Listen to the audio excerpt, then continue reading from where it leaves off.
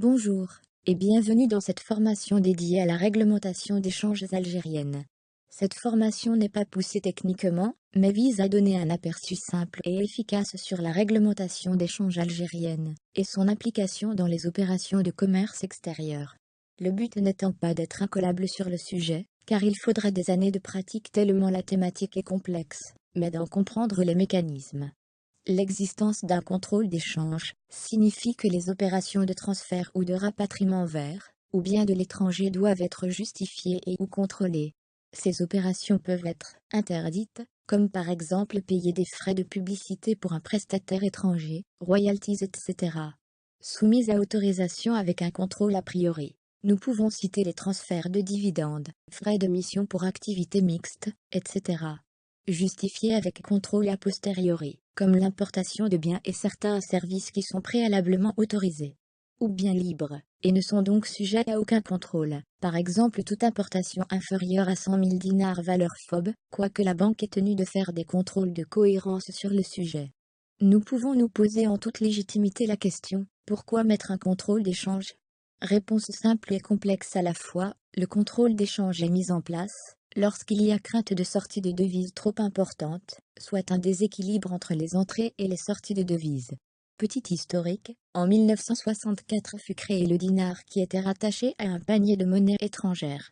Resté stable durant les années 70, le dinar s'est même apprécié jusqu'en 85, mais s'est déprécié à partir de la seconde moitié des années 80, à cause de la baisse du prix des hydrocarbures. En 1990, l'Algérie opta pour une libéralisation du contrôle d'échange relatif aux biens. Le démantèlement du monopole de l'État sur le commerce extérieur a été consacré définitivement en 1994, dans le cadre du programme d'ajustement structurel, qui a permis la libre convertibilité du dinar algérien pour les transactions commerciales, et le libre accès à la devise pour l'ensemble des opérateurs économiques, et là nous parlons de la convertibilité au sens de l'article 8 des statuts du FMI. Concentrons-nous un peu sur ce fameux article 8, la convertibilité d'une devise, lorsqu'un pays adhère au FMI, selon l'article 8, le contraint à respecter certains engagements, notamment le non-recours aux restrictions sur les paiements courants, aux pratiques monétaires discriminatoires, la consultation entre les États membres relativement aux accords internationaux en vigueur. Ce faisant, le texte de référence en matière de contrôle d'échange en Algérie est le règlement 07-01 publié en 2007. Ce règlement consacre une totale libéralisation des transactions internationales courantes, telles que stipulé en son article 3 que, sans préjudice des dispositions légales et réglementaires en vigueur, les paiements et transferts afférents aux transactions internationales courantes sont libres. Ils s'effectuent par les intermédiaires agréés. Le règlement 07-01 se base sur les textes législatifs fondamentaux que sont, entre autres, la loi monnaie et crédit, le code du commerce, l'ordonnance relative aux infractions à la législation et à la réglementation d'échange, la loi sur le blanchiment d'argent, les règles et usances internationales telles qu'édictées par la Chambre de commerce internationale. Le principal enseignement que l'on puisse tirer de ce texte est la règle de la primauté dont fait mention l'article 46 comme suit. Les transferts en devises sont réalisés dans le respect de la législation et la réglementation en vigueur, conformément aux clauses contractuelles, et en conformité avec les règles et usages internationaux. Cet article rappelle bien la hiérarchie des textes de référence, du plus élevé au plus bas, à savoir, la Constitution algérienne, les protocoles d'accord ratifiés via des textes législatifs, les lois et ordonnances, les textes réglementaires, comme les décrets, arrêtés, règlements et instructions et en dernier, pour les textes locaux, les textes d'application, comme les circulaires, les PV, etc. Après les textes locaux, la priorité est donnée aux clauses contractuelles conclues entre deux parties par exemple, et puis finalement les règles et usages internationaux.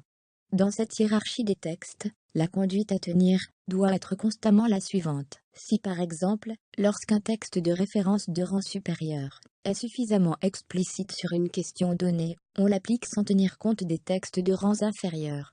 Si un texte de rang supérieur n'est pas suffisamment explicite, ou tout simplement ne traite pas de la question posée, alors il y a lieu de se référer au texte immédiatement inférieur traitant du même sujet, et ainsi de suite, jusqu'à trouver la solution recherchée. De la règle de primauté, en découlent 3 autres règles énoncées dans ce règlement. Premièrement, que tout mouvement de fonds entre l'Algérie et l'étranger nécessite obligatoirement l'intervention d'un intermédiaire agréé. En second lieu, comme nous l'avons vu en introduction, seuls les paiements autorisés peuvent être effectués entre l'Algérie et l'étranger. Autrement, il devrait y avoir un accord de la Banque centrale, sur demande de l'intermédiaire agréé. Et puis dernièrement, qu'il est interdit pour les résidents algériens en Algérie de détenir des avoirs à l'étranger à partir de leurs activités en Algérie. Nous passons en revue maintenant les principes généraux d'importation de biens et services, détaillés principalement dans le règlement 0701, le sujet des garanties adaptées au contexte local, et le cas particulier des comptes SUDAC et INR. Entrons dans le vif du sujet. Entre les articles 26 et 39 du règlement, vous pouvez avoir une idée sur certaines démarches. L'article 28 détaille par exemple les moyens de paiement autorisés à travers cette mention. Les modes de règlement sont universellement admis. Bien que ce texte ait été amendé pour le limiter exclusivement au CREDOC en 2009, la remise documentaire et le transfert libre ont été réautorisés graduellement. Nous trouvons par la suite l'exigence de domiciliation, dans l'article 29 et 30. Cette formalité consiste à accorder un numéro de suivi à une opération, qui sera utilisé dans toutes les étapes, et par toutes les institutions impliquées, banque, client, douane, banque centrale, administration fiscale et même autorité judiciaire en cas de problème.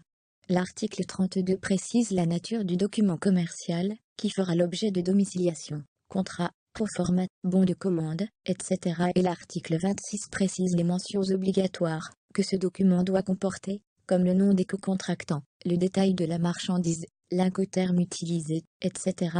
Et puis, l'article 39 détaille une étape que le client ne voit peut-être pas, mais qui est indispensable pour déboucler l'opération. Cette étape est l'apurement de la domiciliation, qui consiste pour la banque de s'assurer de la conformité de l'opération à sa fin, et que le flux financier, qui sort de l'Algérie, correspond au flux physique qui rentre en Algérie, principe de base de la réglementation d'échange. Nous pouvons par ailleurs nous poser la question, qu'est-ce qu'une transaction courante, avec l'étranger dont fait mention le titre du règlement 0701? Nous pouvons trouver la définition détaillée dans l'instruction 0207, qui liste ces opérations comme étant les opérations de commerce extérieur sur les biens, les opérations liées au transport, les services financiers, et surtout les différentes assistances techniques autorisées.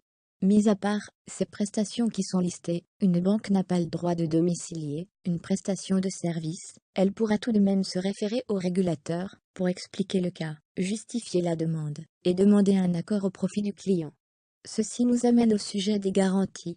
Sans pour autant lister à nouveau les types de garanties détaillés dans la section 1, nous abordons ici juste la base réglementaire du sujet, qui est principalement le règlement numéro 9302 du 3 janvier 1993 relatif à l'émission d'actes de garantie et de contre-garantie par les banques, et l'instruction numéro 0594 du 02 février 1994 portant modalité d'application du règlement précité. Comme indiqué précédemment, il n'y a que les garanties indirectes, qui sont autorisées en Algérie, dans la mesure où l'article 4 prévoit que l'émission d'actes de garantie au profit de résidents au titre d'engagement pris en Algérie par des non-résidents doit préalablement être couverte par des actes de contre-garantie, émis par des banques étrangères de premier ordre au profit des banques intermédiaires agréées. Nous passons à présent au sujet de 2 comptes spécifiques à la réglementation locale, qui sont le compte SUDAC et le compte INR. Le compte SUDAC, dont l'acronyme veut dire compte étranger en dinars algériens convertibles, est institué par l'avis 103 du ministère des Finances en 1978, et l'instruction 0389 de 1989 de la Banque d'Algérie, et qui est ouvert à des personnes physiques ou morales de nationalité étrangère.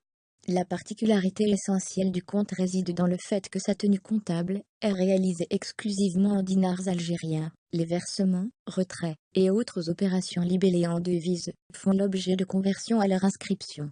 L'ouverture de compte SUDAC par les intermédiaires agréés dans le cadre de leur délégation est réalisée sans autorisation préalable de la Banque d'Algérie. Les personnes physiques susceptibles d'ouvrir ce type compte sont principalement les salariés de nationalité étrangère, dont le contrat permet le transfert d'une partie du salaire, et pour les personnes morales, les correspondants bancaires étrangers, les entreprises étrangères pour les sommes transférables au titre de contrat, et d'autres personnes morales comme les ambassades. Comment fonctionne le compte SUDAC? AU crédit du compte, nous devrions voir principalement toute somme dont le transfert est habituellement autorisé, comme le transfert de salaire pour un étranger, lorsque son contrat prévoit une partie transférable.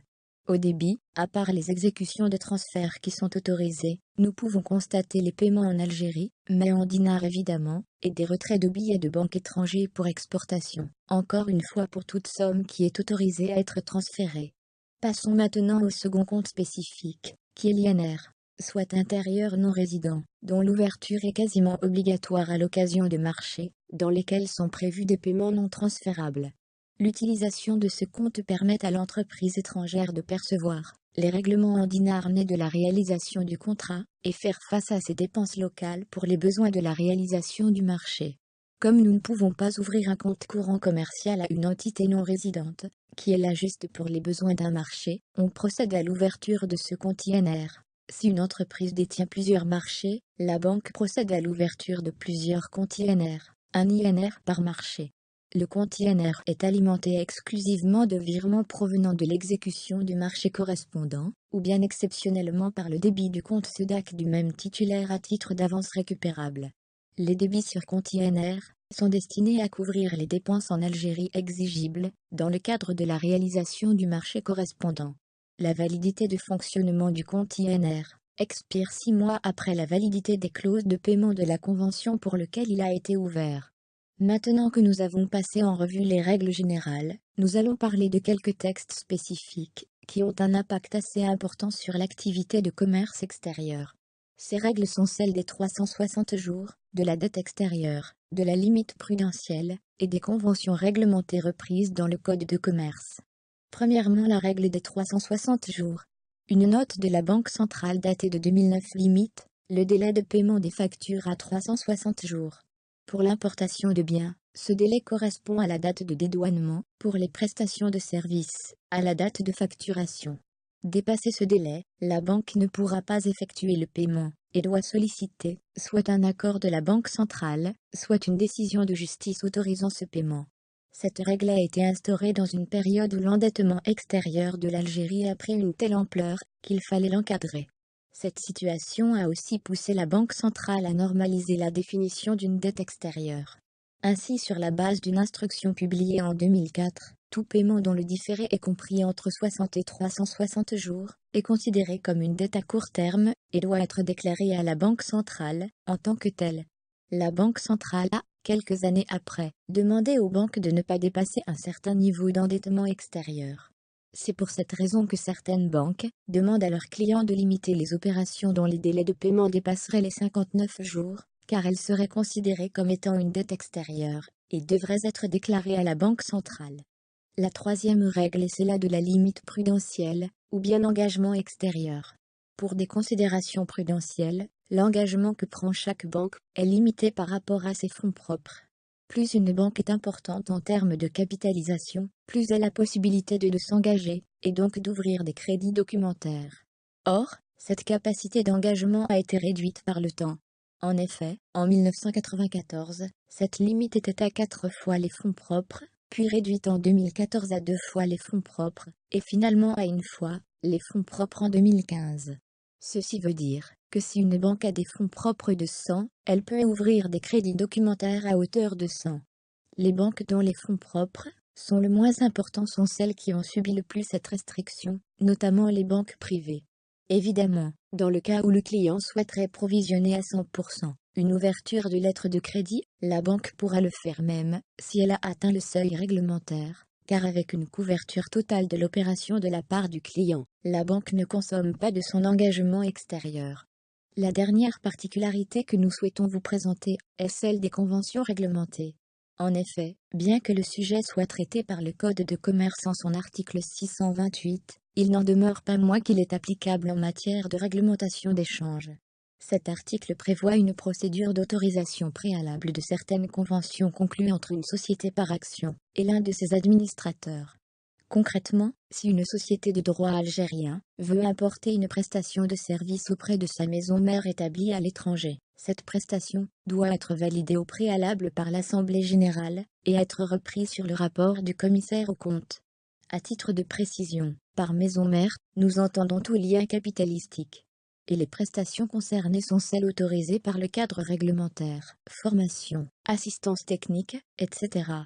Si la prestation entre maison mère et filiale n'est pas préalablement déclarée et validée, une banque n'est pas censée pouvoir la domicilier et la traiter. Passons maintenant au dernier sujet de la formation, l'export.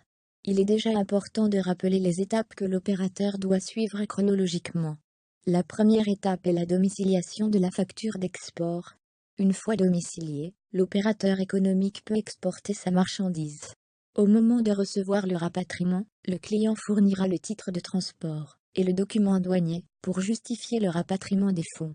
Il est donc primordial de domicilier l'opération avant la réception des fonds, car dans le cas contraire, soit réception des fonds avant domiciliation, l'exportateur perd le droit de recevoir la moitié de ses fonds en devise et les recevra en 100% en dinars.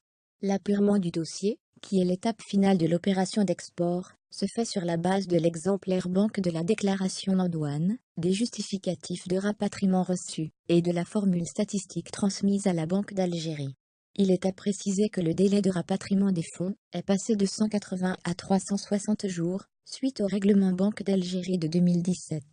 Toutefois, lorsque le délai de règlement accordé par l'exportateur est compris entre 180 et 360 jours, l'opération d'exportation doit être adossée, au préalable, à une assurance crédit à l'exportation, souscrite auprès de l'organisme national habilité en la matière, la CAGEX en l'occurrence.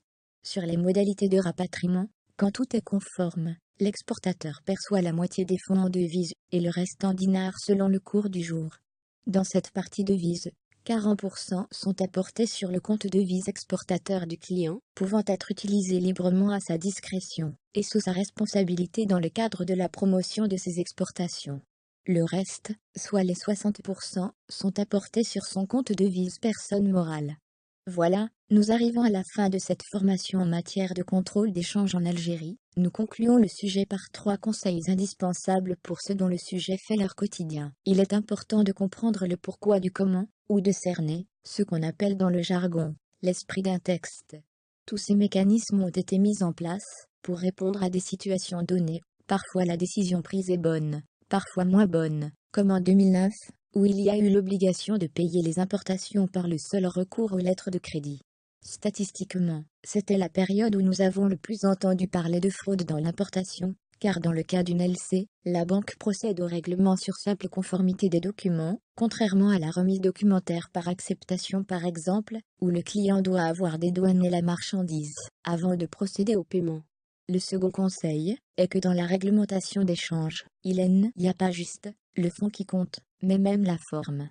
La formulation par exemple dans une facture de prestation de service est primordiale, car c'est ce qui permet de déterminer si cette prestation est autorisée ou pas. Ne pas mettre le prix unitaire peut bloquer la marchandise au port, et se tromper dans un seul chiffre du numéro de domiciliation pour mener l'entreprise à une catastrophe, car le non-appurement d'une opération peut causer une interdiction d'importation, avec un risque pénal à la clé. Dernier conseil, on peut innover dans beaucoup de domaines, mais pas dans la réglementation d'échange. Il est primordial de suivre à la lettre les textes en vigueur en donnant la primauté aux dispositions locales, et en cas de doute, ne pas hésiter à demander conseil à votre banque.